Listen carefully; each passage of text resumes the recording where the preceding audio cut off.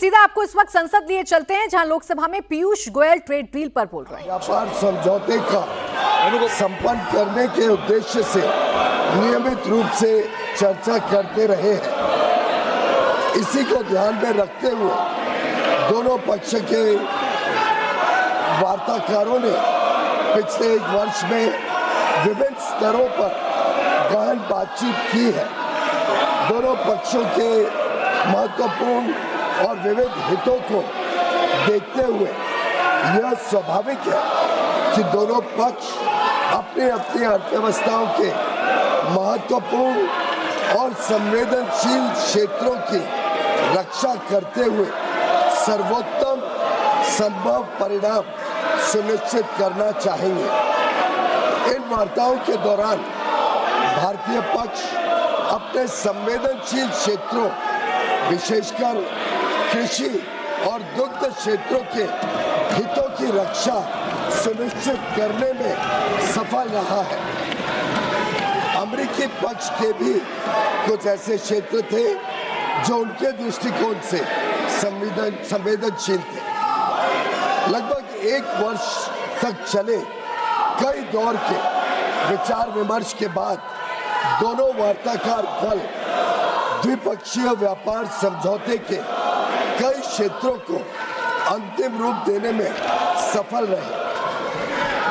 2 फरवरी 2026 को प्रधानमंत्री जी और अमेरिकी राष्ट्रपति डोनाल्ड ट्रंप ने द्विपक्षीय और अंतर्राष्ट्रीय महत्व के कई मुद्दों पर फोन पर चर्चा की। इसके बाद राष्ट्रपति ट्रंप ने अमेरिका को किए जाने वाले भारतीय निर्यात की दर घटाकर 18% करने की घोषणा की।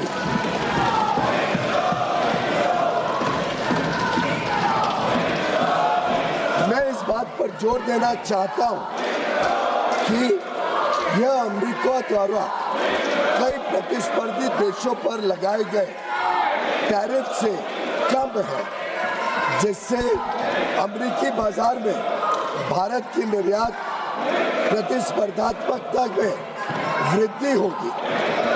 यह समझौता भारतीय निर्यातकों को विशेष रूप से श्रम प्रधान क्षेत्रों और विनिर्माण में महत्वपूर्ण तुलनात्मक लाभ भी प्रदान करता है।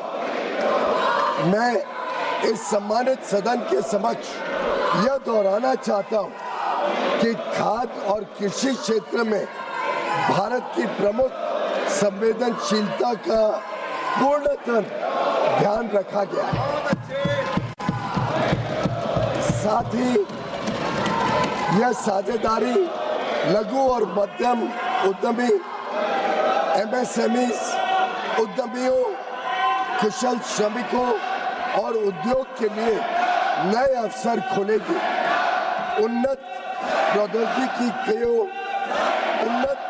प्रौद्योगिकियों तक पहुंच का सुगम बनाएगी और भारत के make in India for the world, design in India for the world और innovate in India for the world के दृष्टिकोण को साकार करने में सहायक होगी। यह ऐतिहासिक ढांचागत समझौता भारत अमेरिका संबंधों को मजबूत करने और विकसित भारत 2047 की दिशा में हमारी यात्रा को आगे बढ़ाने की दिशा में एक महत्वपूर्ण कदम है और यह दुनिया के 2 सबसे बड़े लोकतांत्रिक देशों के बीच मजबूत जुड़ाव को भी दर्शाता है,